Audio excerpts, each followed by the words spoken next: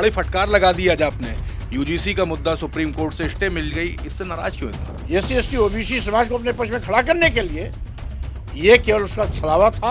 आपकी बातों को माना जाए तो लग रहा है कहीं ना कहीं भारतीय जनता पार्टी इस पूरे मामले पे साजिश कर रही थी। चोर से कहे चोरी करो, जनता से कहे जागते रहो। एक आखिरी सवाल ले लें, लगातार इस मामले को तूल दिया जा रहा था, आगे आपकी क्या प्रतिक्रिया रहेगी इस पूरे मामले में? ओबीसी के हकों पर डकैती हमेशा डाली है, आज भी डाल रही है। 4 PM न्यूज नेटवर्क में आप सभी का स्वागत है। मैं हूं क्षितिज कांत। यूजीसी का मुद्दा काफी तूल पकड़ रहा था, सुप्रीम कोर्ट की स्टे लगी, उसके बाद स्वामी प्रसाद मौर्य जी ने एक बड़ी प्रेस कॉन्फ्रेंस करके दहाड़ लगाई है, बड़ी फटकार लगा दी आज आपने। यूजीसी का मुद्दा सुप्रीम कोर्ट से स्टे मिल गई, इससे नाराज क्यों इतना? अब चूंकि भारतीय जनता पार्टी अगर इस यूजीसी के विषय में उसको ठीक से अध्ययन नहीं था, इसके औचित्य पर उसके पास बोलने का कुछ था नहीं, तो लाई क्यों?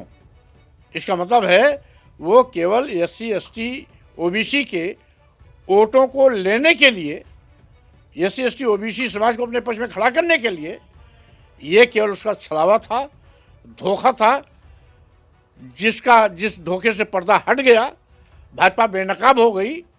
अगर सही मायने में यूजीसी के साथ भाजपा होती तो कल सर्वोच्च न्यायालय में पैरवी के लिए भी भाजपा पूरी ताकत झोंक देती।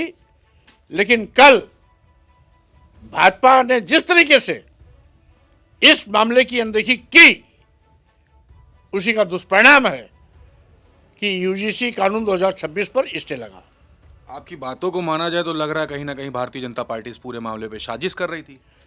भारतीय जनता पार्टी की साजिश शुरू से थी, क्योंकि इसने एक ऐसी सदन की चाल चली थी, चोर से कहे चोरी करो, जनता से कहे जागते रहो।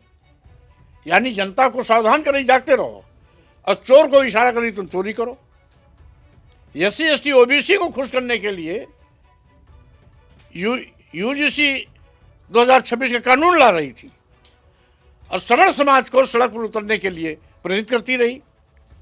नतीजा है कि इसकी आशंका मुझे पहले भी थी, इसलिए 3 दिन पहले मैं मिर्ज़ापुर में चुनार गया था, तो वहाँ इस प्रकरण पर मैंने मीडिया के सामने सार्वजनिक किया था कि भारतीय जनता पार्टी के मिलीभगत से इस मामले में रिट भी पड़ेगी और भारतीय जनता पार्टी की अंदरूनी साजिश के तहत इसमें स्टे भी मिलेगा।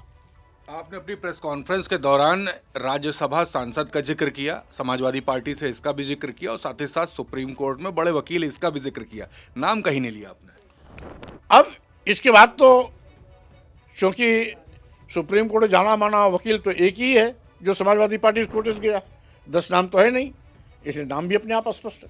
अच्छा, एक आखिरी सवाल ले लें, लगातार इस मामले को तूल दिया जा रहा था, आगे आपकी क्या प्रतिक्रिया रहेगी इस पूरे मामले पर? क्योंकि भारतीय जनता पार्टी के रहते कभी भी एसटी ओबीसी के हकों पर डकैती हमेशा डाली है, आज भी डाल रही है, आगे भी डकैती डालती रहेगी, ये उसकी नीति है। क्योंकि जब से भाजपा सरकार आई है, उत्तर प्रदेश के सभी मेडिकल विश्वविद्यालय, मेडिकल कॉलेजों में 100% पदों पर सामान्य वर्ग के लोगों की भर्ती कर दी गई। जितने भी कृषि विश्वविद्यालय हैं, सब में 90% पदों पर भर्ती सामान्य वर्ग के लोगों की हुई है। यहाँ तक कि गोरखपुर विश्वविद्यालय में 117 प्रोफेसर की तैनाती में 111 पदों पर सामान्य वर्ग के लोगों की भर्ती हुई है। इसी प्रकार से आज आरक्षण व्यवस्था को पूरी तरीके से भाजपा ने नकार दिया है।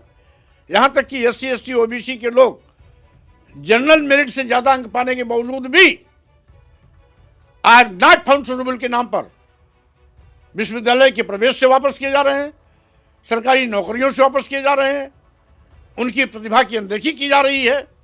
मनमाने तरीके से भारतीय जनता पार्टी आरएसएस के लोगों को बैठालती जा रही है। यहाँ तक कि अभी अभी दिल्ली यूनिवर्सिटी में, जेएनयू में 5000 से ज़्यादा प्रोफेसरों की तैनाती हुई है, जिसमें 90% आरएसएस के लोग हैं। क्या करिएगा? जो हालात आज बद से बदतर हुए हैं भारतीय जनता पार्टी सरकार में, ऐसा कभी देखने को नहीं मिला था। आज राम राज के नाम पर केवल लूट है, जंगल राज है, गुंडे माफिया अपराधियों का राज है और SC ST OBC के हकों पर दिन दहाड़े डकैती डाली जा रही है। आपके काफ़ी समर्थकों का एक सवाल था, सोशल मीडिया पर मैंने पढ़ा, शिवपाल जी से आपकी मुलाकात हुई थी कुछ समय पहले, एक तस्वीर काफ़ी वायरल की गई थी। क्या इस मुलाकात को कैसा समझा जाए? 2 साल पुरानी मुलाकात का कोई मतलब नहीं। बिल्कुल। तो हमारे साथ स्वामी प्रसाद मौर्य जी थे। स्वामी प्रसाद मौर्य जी से हमारी बात हुई, UGC के मुद्दे पे काफ़ी मुखर होकर के काफ़ी बातें की है। रिपोर्ट कैसी लगी आपको? कमेंट बॉक्स में लिखें और जुड़े रहे 4 PM न्यूज़ नेटवर्क के साथ। ग्राउंड रिपोर्ट के लिए मैं हूं क्षितिज कांत, कैमरा पर्सन शुभम के साथ। धन्यवाद।